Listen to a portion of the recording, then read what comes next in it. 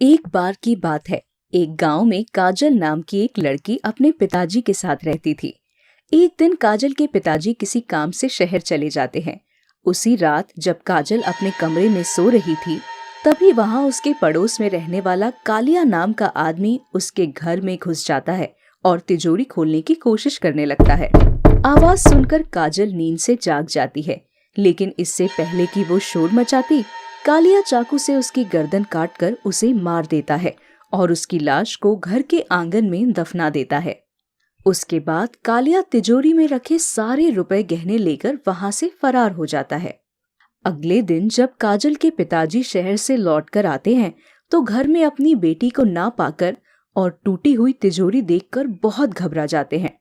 थोड़ी देर में वहां सभी गांव वाले इकट्ठा हो जाते हैं और तरह तरह की बातें करने लगते हैं। तभी कालिया सामने आकर कहता है, अरे भाइयों, कल रात मैंने एक शहरी लड़के को काजल से मिलते हुए देखा था। मुझे तो लगता है काजल तिजोरी में रखे सारे रुपए और गहने लेकर उस लड़के के साथ कहीं भाग गई है। राम कसम, भगवान झूठ न बुलवाए, मुझे तो उस लड़की पर पहले से ही शक था। ये सुनते ही काजल के पिताजी के पैरों तले की जमीन खिसक जाती है। दूसरी तरफ सभी गांव वाले भी कालिया के बात में हाँ मिलाने लगते हैं। काजल के पिताजी ये सदमा बर्दाश्त नहीं कर पाते और मौके पर ही दम तोड़ देते हैं।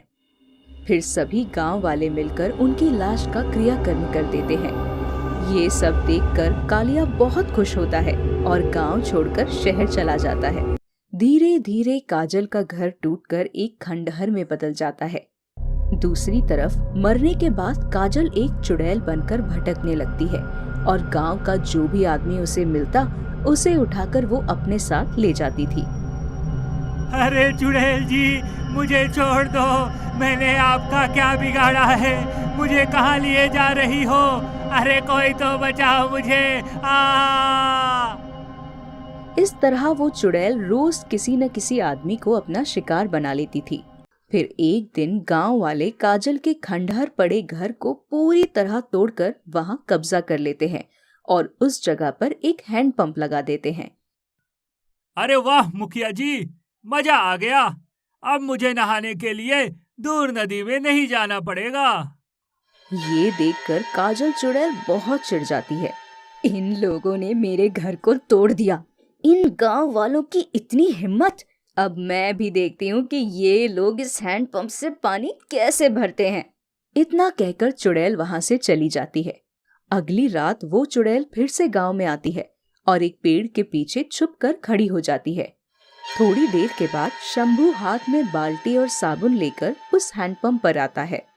अरे भाई, आज तो बहुत गर्मी है।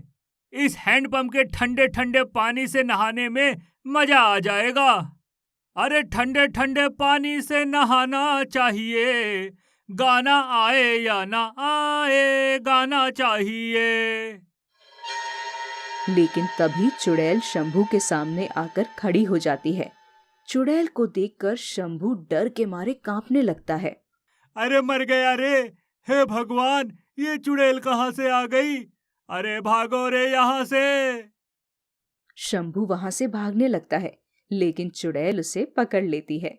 अरे चुड़ैल दीदी, मुझे छोड़ दो, मैंने आपका क्या बिगाड़ा है? मैं तो इस हैंडपंप पर सिर्फ नहाने आया था। थोड़ी देर में तो मैं तुझे मार कर खाने वाली हूँ। अरे नहीं नहीं, अभी तो मेरी शादी भी नहीं हुई है।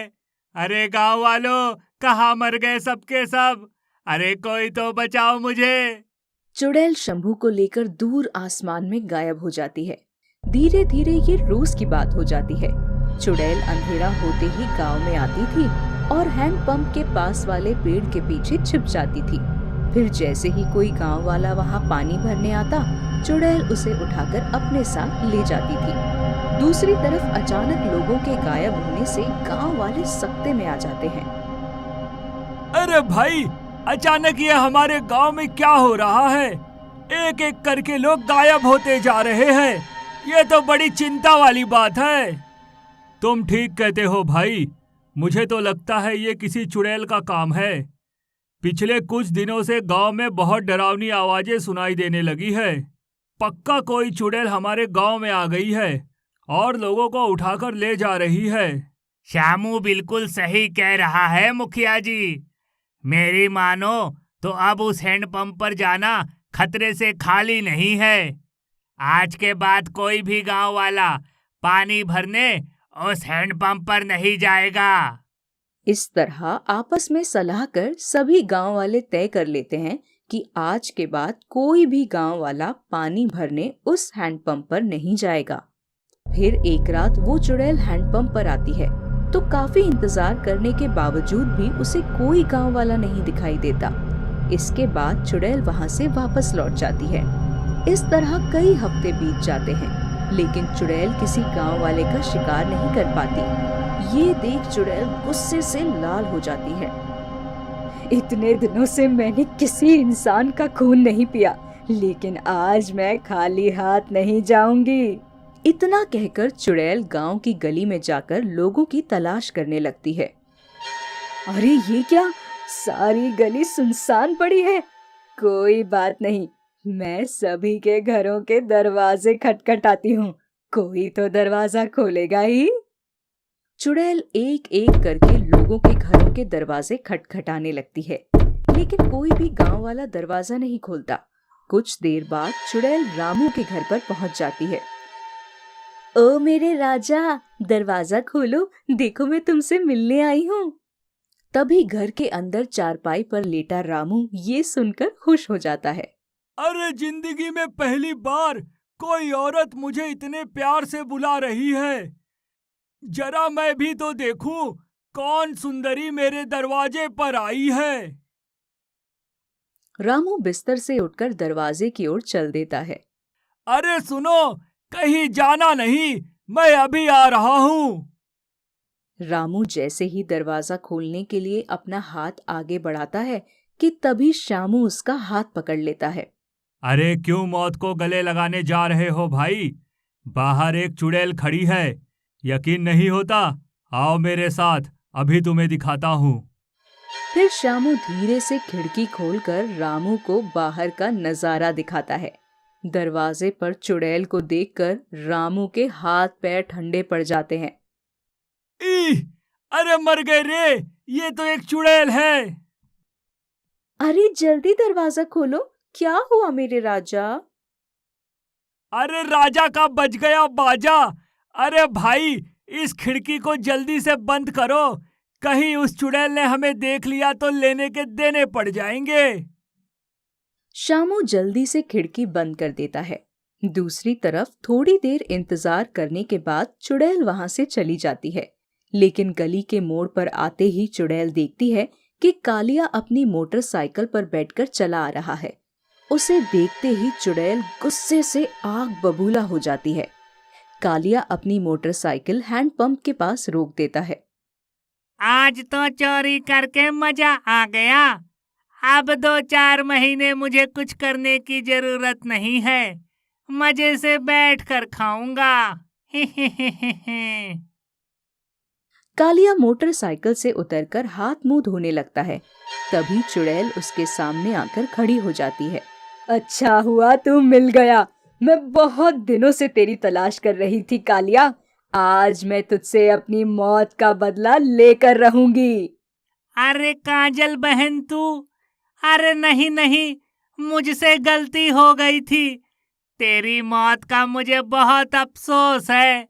जो हुआ उसे भूल जा और मुझे माफ कर दे। लेकिन चुड़ैल उसकी एक नहीं सुनती और उसकी गर्दन पकड़ लेती है। तेरे जैसे पापी इंसान की सिर्फ एक ही सजा है और वो है मौत।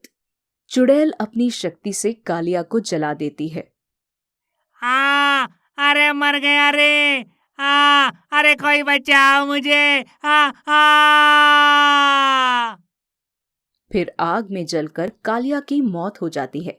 अगले दिन हैंडपंप के पास कालिया की जली हुई लाश देखकर गांव वाले घबरा जाते हैं और फौरन एक तांत्रिक को बुला लाते हैं। तांत्रिक अपनी शक्ति से सारी बात का पता लगा लेता है। उसके बाद वो गांव वालों से काजल के घर की जमीन खोदने के लिए कहता है खुदाई के बाद वहां से काजल की लाश बरामद होती है। उसे देखकर सभी गांव वाले समझ जाते हैं कि काजल बेकसूर थी और किसी ने उसकी हत्या करके उसी के घर में दफना दिया था। उसके बाद सभी गांव वाले काजल की लाश को जला देते हैं और चुड़ैल बनी काजल को मुक्ति मिल जाती है और वो हमेशा के लिए वो गांव छोड़कर चली जाती है।